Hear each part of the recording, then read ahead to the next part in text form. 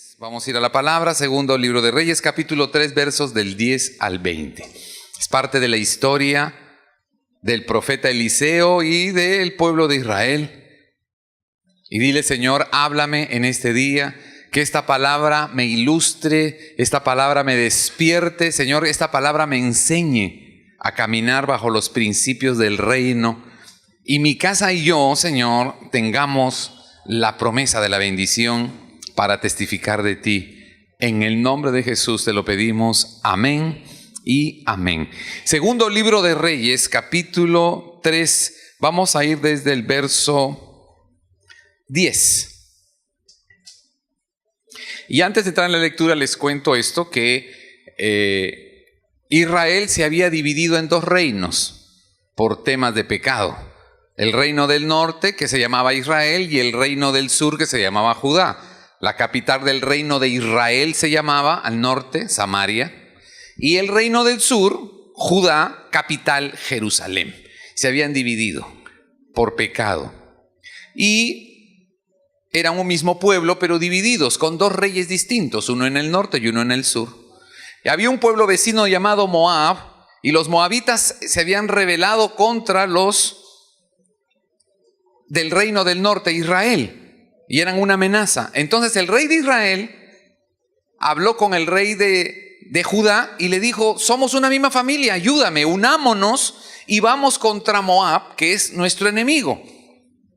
Y se unieron los dos reyes de Israel, el norte y el sur, y se unieron con otro rey que era vecino, que se llama el reino de Edom. Y se unieron estos tres reyes y fueron a atacar y fueron a luchar contra el reino de Moab, que era vecino del oriente. Y en eso ocurre lo que vamos a leer ahora, y Dios tiene algo que decirte para tu vida en este tiempo a través de esta historia. Amén. Verso 10. Entonces el rey de Israel dijo: que ha llamado Jehová a estos tres reyes para entregarlos en manos de los moabitas. Mas Josafat dijo: no hay aquí profeta de Jehová para que consultemos a Jehová por medio de él. Y uno de los siervos del rey de Israel respondió y dijo: aquí está Eliseo, hijo de Safat, que servía a Elías. Y Josafat dijo: este tendrá palabra de Jehová. Y descendieron a él el rey de Israel y Josafat y el rey de Edom.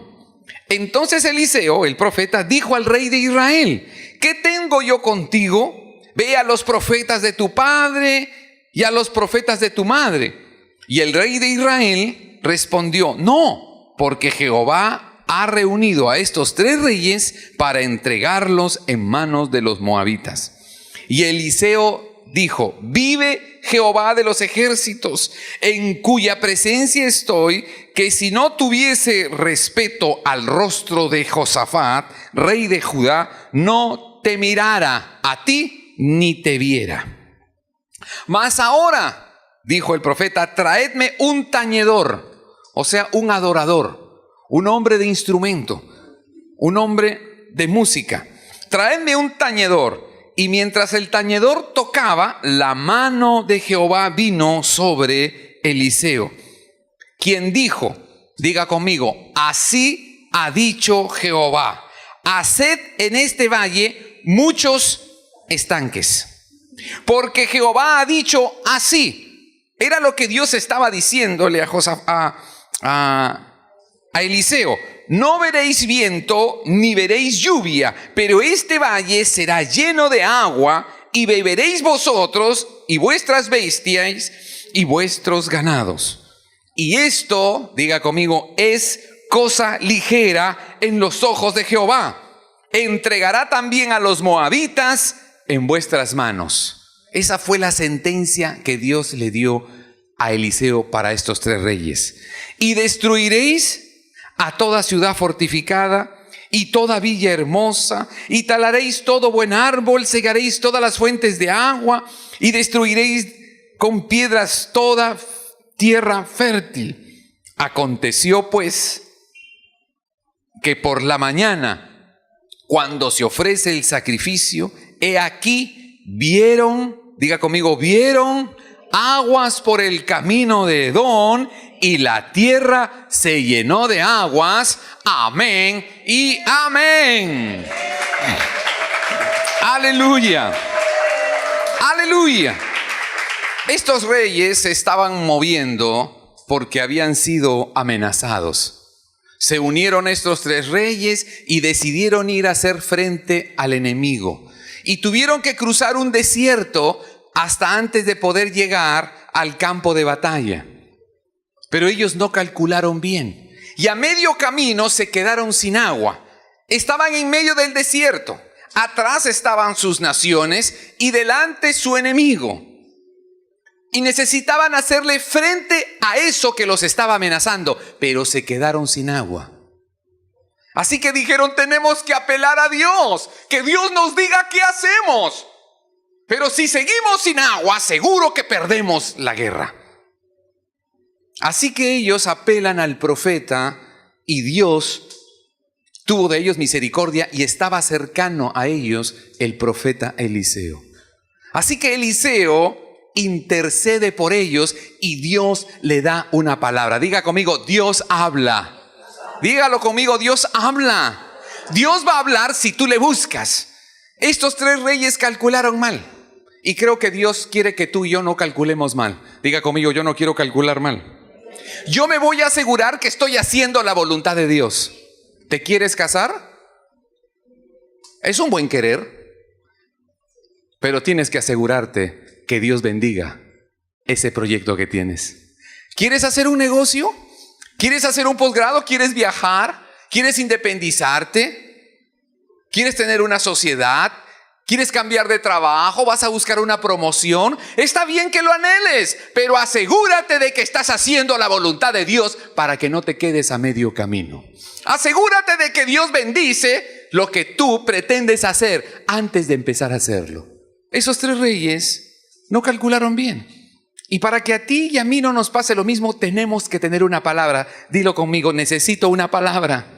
Necesito una palabra de Dios para empezar a hacer cambios en mi vida. No lo hagas por necesidad.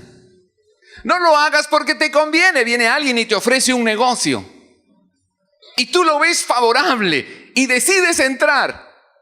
Y la pregunta es, ¿Dios va a bendecir tu iniciativa?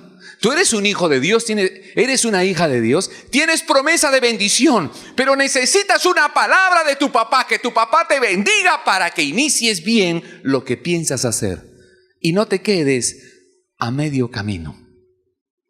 Asegúrate que estás haciendo la voluntad de Dios para que las promesas de Dios vengan a tu corazón. Dile, Señor, yo me voy a asegurar de que estoy haciendo tu voluntad para que las promesas de Dios vengan sobre mi vida y Dios bendiga todo lo que yo hago. Dale ese aplauso a papá. Aleluya. Aleluya. Aleluya. Necesitamos esa palabra. Y saben, en ese tiempo estos reyes que se metieron en ese aprieto necesitaban un milagro de Dios. Agua. Pero era un desierto. Y a veces tú y yo pasamos desiertos matrimoniales. Como que el afecto se fue, quizás los sentimientos, el romance se fue desgastando porque nos descuidamos. Dejamos entrar otras imágenes a nuestro corazón. Dejamos entrar otros apetitos, nacieron en nosotros. Dejamos entrar otras iniciativas en nuestro corazón. Empezamos a ser muy solícitos con otras cosas más que con nuestro cónyuge. Quizás los hombres nos abrazamos al trabajo, también algunas mujeres se abrazan más a los negocios y empiezan a perder el gusto por ser felices con su esposo, porque ya ganan dinero, porque ya las piropean quizás. Y las ven lindas otros y van perdiendo el interés por intimar, por disfrutar, por el romance, por la complicidad, por lo íntimo con la pareja, porque hay otras cosas que me están entreteniendo. Quizás nos volvemos muy sociales y muy abiertos a las páginas, ¿verdad?, web, y comenzamos a hacer de alguna manera atraídos por otras emociones y nos gustan las películas y estamos matriculados en una serie de canales de películas y las películas nos apasionan, pero nuestro corazón empieza a tener pasiones paralelas a la pasión que nunca se puede perder, y es la del matrimonio. Y nos seduce el dinero y los negocios y la sociedad, y empezamos a perder el interés de compartir las cosas pequeñas con nuestros hijos. Eso es aburrido. Comerme un helado con mi hija y escucharla hablar de cosas que para mí podrían ser aburridoras. Y es un tema de perder el tiempo, porque mi corazón está atraído y embotado de cosas más sofisticadas, pero ella te necesita. Pero yo ya no tengo espacio. Yo estoy demasiado abrumado con todo lo que tengo que hacer, que yo no tengo el tiempo ni el espacio para escuchar a mi hijo llorar. Nos dejamos atrapar. Perdemos la conexión. Y pasamos como un desierto y no lo calculamos. Creemos que lo tenemos todo bajo control, pero de repente todo empieza a funcionar mal. Como para estos reyes. Estamos en medio del desierto, íbamos contra un enemigo. Dios debería estar con nosotros, pero nos quedamos sin agua. Estamos por perderlo todo. Y a veces nuestro matrimonio puede naufragar, porque no le prestamos atención, porque priorizamos otras cosas. Estos hombres, ¿qué priorizaron? Se pusieron de acuerdo entre los tres y decidieron unirse para un enemigo común. Pero les faltó lo más importante: pongámonos de acuerdo en que Dios nos bendiga antes de ir contra el enemigo. Y quizás está bien que tengamos iniciativas, tanto el hombre como la mujer o los hijos. Pero antes de hacer tantos planes, tú y yo necesitamos que Dios nos dé una palabra, que Dios bendiga tus iniciativas, que como matrimonio y familia nos pongamos a los pies de Dios y le digamos: Señor, bendice nuestros sueños, bendícenos, danos una palabra e iremos a la conquista de todo territorio. Eso es lo que Él quiere hacer con nosotros. Aún Dios tuvo misericordia y el profeta adoró a Dios. Diga: todos podemos adorar. ¿Por qué el profeta pidió un tañedor? Él estaba diciendo: dame a alguien, tráeme de todos estos tres reinos, tráeme a alguien que me acompañe para adorar a Dios. Porque cuando yo lo adoro, Él me habla. Cuando yo lo adoro, el Espíritu Santo viene y pone impresiones y me da instrucciones y me dice lo que es necesario hacer. Y es algo que tú y yo podemos hacer, porque ya somos pueblo de Dios. Pedro lo dice en su carta, en su primera carta, en el capítulo 2, en el verso 9, somos linaje escogido, somos nación santa, somos pueblo adquirido de Dios. Tenemos comunión ahora con Dios directa, porque Cristo ha quitado de nosotros el pecado. Y ahora podemos mirar a papá y decirle: papá, tú eres mi padre, Abba Padre, papito, te estoy buscando, necesito que me hables, necesito tu bendición, soy tu hijo. Aleluya. No estás sola. Tú no estás solo. Tienes un padre y tienes la puerta abierta de tu papá. Y yo creo que si nosotros como humanos, por lo general, podríamos todos decirle a nuestros hijos: hijito, hijita, cuando quieras, tócame la puerta. A la hora que sea, interrúmpeme. Llámame cuando quieras, desde donde estés. Yo soy tu papá. Llámame. No importa si estoy con el presidente. No importa si estoy cerrando el negocio de mi vida. Si tú me necesitas, llámame, porque te voy a atender. Y ese es el papá que tú y yo tenemos en el cielo. Si tú harías tu mejor esfuerzo por atender a tu hija y a tu hijo, lo harías. Por lo general es así. Hay casos en que no, lamentablemente. Hay padres que van a postergar a sus hijos, a la esposa, al esposo, por un negocio, por una entrevista con alguien, por un cóctel, por una oportunidad, por un viaje, por una negociación, por una cita de conveniencia. No estoy para nadie. Pero habrán otros que dirán: yo siempre voy a estar por ti. Puedo estar con el presidente, puedo estar en la junta más importante de mi vida, pero si mi hijo me llama, yo estoy para él. Y si tú y yo podemos hacer eso con el favor de Dios y el corazón que Dios nos dé, ¿cuánto más tu Padre y el mío que está en el cielo no te atenderá si tú vas a Él? Si tú decides ir a papá, Él va a estar allí para ti y para mí, porque Él nos adquirió a precio de amor a través de Jesús. Él te va a escuchar. Él te va a escuchar y no podemos dejar de ir a buscarlo, porque Él tiene una palabra. Diga conmigo, Él tiene una palabra. Él tiene una palabra para ti y quiere asegurarse de que tú no pierdas el camino, que tú no pierdas el horizonte. El profeta servía a los reyes, pero él era el que tenía la comunión con Dios. Ahora la comunión con Dios la tienes tú y la tengo yo. La puerta ha sido abierta, los cielos están abiertos. Si yo quiero hablar con papá, estoy habilitado para hablar con mi Padre. Señor, dime una palabra, dame una palabra, Dios. Aleluya. Y Dios tuvo misericordia de estos 3 reyes, y por causa de un adorador ungido vino palabra de Dios. Y esto es algo que tenemos que aprender. Tú tienes el poder de hacer que una palabra de Dios llegue a tu corazón. Diga conmigo, yo tengo el poder. Yo tengo el poder de hacer que una palabra de Dios llegue a mi corazón y me dirija por el camino. ¿Saben cómo? Como lo hizo Eliseo, adorando. Ese es el poder que tú y yo tenemos, adorarlo.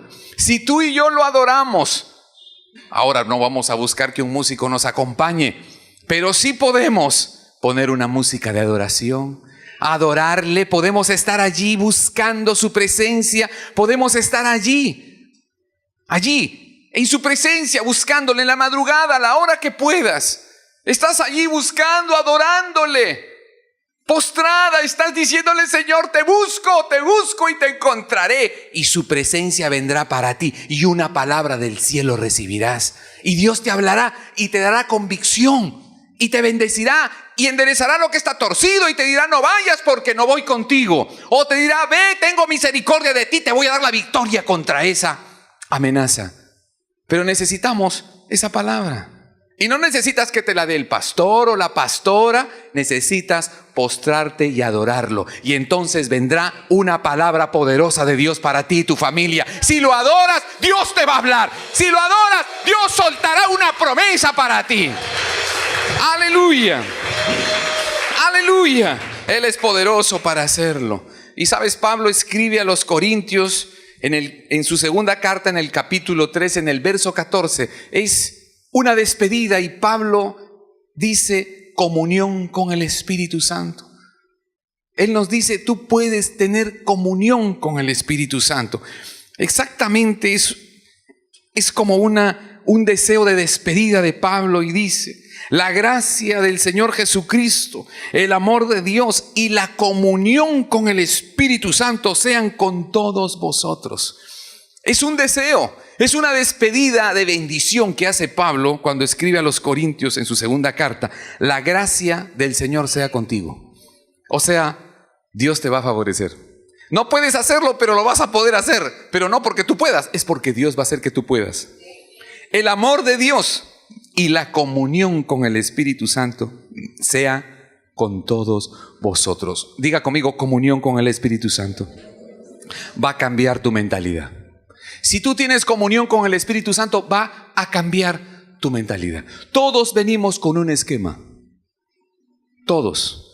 Un esquema humano, humanista, técnico, psicológico, emocional, religioso, de tradiciones, de cultura. Venimos con una crianza, venimos con un acervo cultural familiar. Venimos con esquemas, con límites. Pero cuando entras al reino de Dios, porque tienes contacto con el cielo a través de Jesucristo, tienes que comenzar a dejarte transformar para que lo bueno del cielo te quepa. Si mi mente no cambia, lo bueno del cielo no va a entrar. Porque yo estoy pensando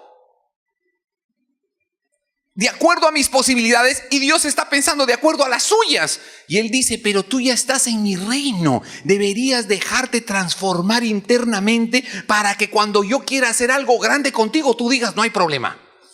No hay problema, Señor, yo te creo. No hay problema, no hay estorbo. No es que no crea, no es que no tenga sentimientos para eso. Lo recibo. Dios quiere que tú y yo tengamos comunión con el Espíritu Santo para cambiar nuestra mentalidad, para cambiar esa vieja cultura. Y lo dice Pablo escribiendo a los romanos en el capítulo 2, en el verso 2, no te conformes. Eso dice la Escritura, no te conformes a lo que traes. No te conformes a la cultura, a la religiosidad, al contenido académico irracional que traes. No te conformes a la mentalidad que traes. Déjate cambiar. Déjate renovar y vas a conocer la buena voluntad de Dios. Y saben, eso tuvo que pasar por la gracia de Dios con estos hombres, con estos reyes. Porque Dios le dio una palabra al profeta Eliseo y le dijo, diles que no van a haber viento, no van a haber lluvia, pero les digo que sí va a haber agua. Así que por lo tanto les digo que tienen que cavar. Tienen que cavar. Tienen que cavar estanques en un desierto. Tienen que cavar estanques en el desierto. Y ustedes no van a ver lluvia, no van a ver vientos, pero tienen que cavar estanques porque yo los voy a llenar. Una persona con lógica, una persona con discernimiento normal, natural, humano, diría, ¿para qué voy a cavar estanques en un desierto si lo que quiero es agua? Aquí hay es arena y no hay viento ni hay lluvia, así que es un desperdicio. Pero ese es tu esquema mental. Esa es la evidencia de lo natural, pero no es el reino de Dios. El reino de Dios sobrepasa mi criterio natural. Y si yo le creo, va a llegar el agua. Porque Él está sobre todas las cosas. Y por eso Dios quiere que tengamos comunión con el Espíritu Santo. Para que se renueve nuestra mente. Y cuando Dios te diga, tienes que cavar estanques. Tienes que cavar estanques. Ahí donde estás, tienes que cavar estanques. Si quieres agua del cielo, si quieres la bendición, si quieres el milagro, cava estanques en tu matrimonio, cava estanques en tu negocio, cava estanques en tu familia. Yo los voy a llenar. Yo los voy a llenar de agua y tú tendrás la victoria. Aleluya. Pero eso solo pasa si tienes fe. Diga conmigo, fe. Con fe agradamos a Dios. Hebreos capítulo 11, verso 6. Sin fe es imposible agradar a Dios. Y claro, la fe significa riesgo. No hay fe sin riesgo. Claro, si no me arriesgo y todo lo tengo bajo control y veo que por ahí hay nubes y veo que está soplando viento, entonces digo, hay posibilidades, Entonces, ¿saben qué? Sí, arriesguémonos pues y vamos a hacer aquí estanques porque parece que va a llover. Así cualquiera. No hay viento, no hay lluvia. Haz estanques en el desierto. Necesitas creer. ¿Pero cómo creo? Necesitas tener fe en la palabra que Dios te ha dado. ¿Pero cuál palabra? La palabra que Dios ha puesto en tu interior cuando le has buscado y has tenido comunión con el Espíritu Santo. Él te ha certificado, Él te ha orientado. Si tienes comunión con el Espíritu Santo, Él te va a dar una palabra. Y va a renovar tu mente de tal manera que si tienes que obedecerle, lo vas a hacer no por lo que ves. Diga conmigo, yo no obedezco a Dios. Dígalo en voz alta, yo no obedezco a Dios por lo que veo, sino por lo que yo confío en Él, porque yo creo en Él. ¿Y saben por qué? Porque los hijos de Dios, diga conmigo, los hijos de Dios no caminan por lo que ven, caminan por la fe que tienen. Segunda de Corintios capítulo 5 verso 7. Los hijos de Dios no caminamos por lo que vemos, caminamos por fe. Y por eso Dios nos sorprende y por eso Dios hace milagros. No es ver para creer, es creer para ver. Así que el profeta Eliseo dijo, Papá Dios dice, señores reyes que están en este aprieto, que hagan estanques aquí. Ustedes necesitan un milagro. o lo pierden todo. Necesitan un milagro. Así que, ¿vas a creerle a Él? ¿Vas a hacer estanques en el desierto? Contra tu lógica, contra tu tradición, contra tu pereza y tus ganas de no hacer nada. ¿Vas a hacer estanques? Porque Dios dice que va a llenar esto de agua. Y además de eso te dice que cosa ligera es para Él entregar en tus manos a los moabitas. O sea, que tengas la victoria. Pero primero, ¿vas a hacer estanques? Porque si no haces estanques, porque no tienes fe, no hay agua. Y si no hay agua, el cielo no va contigo. Y si Dios no está contigo, vas a perder el negocio. Vas a perder tu matrimonio. Vas a perder el milagro. Vas a perder la gloria, el favor de Dios. Vas a perder tu prosperidad. Y Dios quiere que nosotros tengamos eso y mucho más, porque es nuestro Padre. Pero no podemos agradar a Dios si no tenemos fe. Así que les tocó coger pala y empezar a cavar los estanques, confiando en ese desierto que Dios haga un milagro. Y quizás es lo que tú y yo necesitamos, un milagro. Pues tienes que coger tu pala y decir: no siento nada, no tengo ganas, es más, me quiero ya divorciar. Quiero botar este negocio, quiero declararme en quiebra y no pago nada. No quiero hacerle frente a esta realidad. No quiero, no tengo fe. Se murió todo. Sin fe estamos fracasados. Pero si le adoras, Dios te va a dar una palabra. Y si tienes que cavar zanjas, si tienes que cavar estanques, para que Dios te provea y te dé lo que necesitas, Dios lo va a hacer. Porque no verás lluvia, no verás agua, pero lo que Dios ha dicho que va a hacer, lo va a hacer contigo. No verás físicamente, pero vas a creer. Dios cumplirá con su palabra. Si Dios dice que te va a bendecir, te va a bendecir. Aleluya, aleluya. Por eso, mis amados, necesitamos estar entendidos de cuál es la voluntad de Dios. Efesios capítulo 5, verso 17. Necesitamos estar entendidos cuál es la voluntad de Dios. ¿Saben lo que dice ese verso? Por tanto, no seáis insensatos, dice la palabra, sino comprende, entiende, entérate cuál es la voluntad del Señor. Necesitas saber cuál es la voluntad de papá y necesitas comunión con Él. Necesitas buscar al Espíritu Santo. Necesitas buscar la palabra. No seas insensato. No seas insensata. Debes estar enterada. ¿Cuál es la voluntad de Dios? Y te va a ir bien. No es que hagas como a ti te parece. Es que hagas la voluntad de Dios. Y la voluntad de Dios para esos reyes era: humíllense. Humíllense. Hagan estanques aquí. Y a veces a ti y a mí nos va a tocar humillarnos, ser humildes, ser mansos. Quizás nos critiquen y nos digan fanáticos. Quizás nos digan pobretones o mendigos de Dios. Pero si tú y yo estamos convencidos de cuál es la voluntad de Dios, no nos va a importar.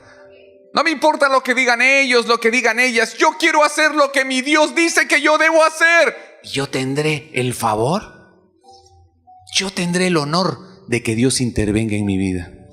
¿Saben? Ese es uno de los honores más grandes que tenemos nosotros. No lo desperdicies. Si te aseguras de hacer la voluntad de Dios, Él te va a sorprender. El honor más grande, uno de los más grandes que tenemos tú y yo, es que Dios va a actuar en nuestra vida. Tú harás lo que tienes que hacer. Haz tus estanques. Quizás tienes que cavar en esa relación matrimonial. Quizás tienes que cavar en ese desierto entre tus hijos y tú. Quizás tienes que cavar en esas relaciones familiares. Y cavar y decirle: Señor, yo quiero cavar, para que tú pongas el agua. ¿Y saben qué es el agua? El agua es Espíritu Santo. El agua es tipo de la palabra de Dios. El agua es vida. Señor, voy a cavar, voy a trabajar, voy a creerte, voy a obedecer, porque sé que es cosa ligera, cosa pequeña, que tú me des a mí la victoria. El honor más grande que tú y yo tenemos, que Dios se manifieste en tu vida. El honor más grande que tuvieron esos 3 reyes es que Dios llenó sus estanques con agua en un desierto. ¿Quién eres tú, rey, para que Dios te beneficie así? Es que lo invocamos. Es que buscamos un profeta, un hombre de Dios que hable con Él y nos bendiga. No lo merecemos, pero hemos tenido el honor de que Él ha intervenido en nuestra historia y llenó los estanques de agua. No moriremos. Se salvará mi negocio. Se salvará esa relación que tengo con mis suegros. Se salvará mi corazón de ese paro cardíaco. Se salvará mi cuerpo de ese cáncer. Se salvará mi casa y no será embargada. Se salvarán mis niños y no serán presa del pecado y del mundo, porque yo le creí, yo le busqué, yo le invoqué y cavé estanques y Él vino a mí. Él envió su agua, Él envió su presencia, envió su palabra sobre mí, sobre mi casa, y no moriré en este desierto. Antes recibí otra palabra, cosa ligera. Es para mí, le dijo Dios, darte la victoria contra Moab. No importa con lo que estés luchando. No importa si te aseguras de que vas con Él. No importa el tamaño del gigante, como David. Si estás segura de que vas a hacerle honor a Él, créeme, Él va a proveer para ti. Él va a proveer. ¿Y saben qué hizo papá Dios? Proveyó agua. Proveyó de agua para que estos reyes pudieran vencer. Y si tú lo lees seguidos unos versículos, Él venció a los moabitas. Vencieron a los moabitas, los hicieron huir, porque Dios les dio la victoria. No importa el tamaño de lo que estás enfrentando, no importa lo que estés enfrentando en este tiempo, es que estés del lado del Señor, que estés del lado de Él. Y Él tiene cómo hacerlo contigo. Él va a proveer. ¿Te quedaste sin fuerzas para creer? ¿Te has quedado sin fuerzas para perdonar? ¿Te has quedado sin fuerzas para dar la cara? Quizás vino la cobardía y perdiste la osadía. Ya no eres valiente, sino que te acobardas y te escondes detrás de las excusas y de las justificaciones. Dios dice, voy a proveer para ti si vas a dar la cara. Si vas a ir a la batalla, yo voy a proveer para ti. Si vas a tener que enfrentar tu pecado y lo que está escondido en tu historia y que está dañando tu alma, yo te voy a proveer. Sí, Señor, provéeme. Necesito humildad. Provéeme, necesito mansedumbre. Provéeme de fe. Provéeme, Señor, de entusiasmo para ir más alto, para ir más lejos. Provéeme de pasión para vivir una vida maravillosa con mis hijos, dar testimonio a otros, contagiar a otros de tu reino. Provéeme agua para el que va haciendo la voluntad de Dios, agua para el que le busca, agua para el que quiere vivir. Dios va a proveer. Aunque estés en el desierto y tengas que cavar estanques, Dios te dice, voy a proveer para ti. Aunque tengas que trabajar en el desierto, voy a proveer para ti. Voy a proveerle a tu corazón de vida y no vas a fallar. Yo te voy a dar la victoria. Ese es el Dios que tenemos. Ese es tu papá y el mío.